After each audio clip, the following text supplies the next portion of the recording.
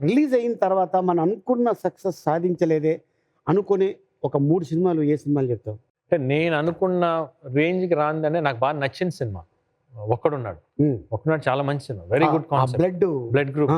మంచి సినిమా అది. బట్ దానికి రావాల్సినంత పేరు రాలా. హ్మ్. మేబీ అహెడ్ తీసామా సినిమా. అది గాని ఇప్పుడు తీసుంటే ఇప్పుడున్న ఆడియన్స్ మైండ్ సెట్స్‌కి బాంబే బ్లడ్ అంటారు ఏదో బాంబే అది. Blood group. ఆ, అవును. బాంబే దాని బ్లడ్ మీద గ్రూప్. ఓకే. అది ఇప్పుడు తీస్తే ఇంక పెద్ద హిట్ అయ్యిద్ది. ఆ, అదొకటి. 'గౌతమ్ నందా' ఒకటి. గౌతమ్ నంద.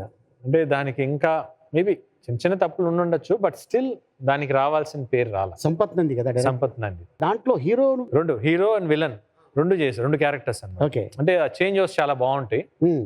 బట్ ఎక్కడో చిన్న ది వే ఆఫ్ టెల్లింగ్‌లో ఏమైనా కొంచెం మిస్ అయ్యి ఉండొచ్చు అది. బట్ మంచి సినిమా అది. అసలు కథగా చాలా మంచి కథ అది. హ్మ్. కాన్సెప్ట్ మంచి కాన్సెప్ట్. హ్మ్.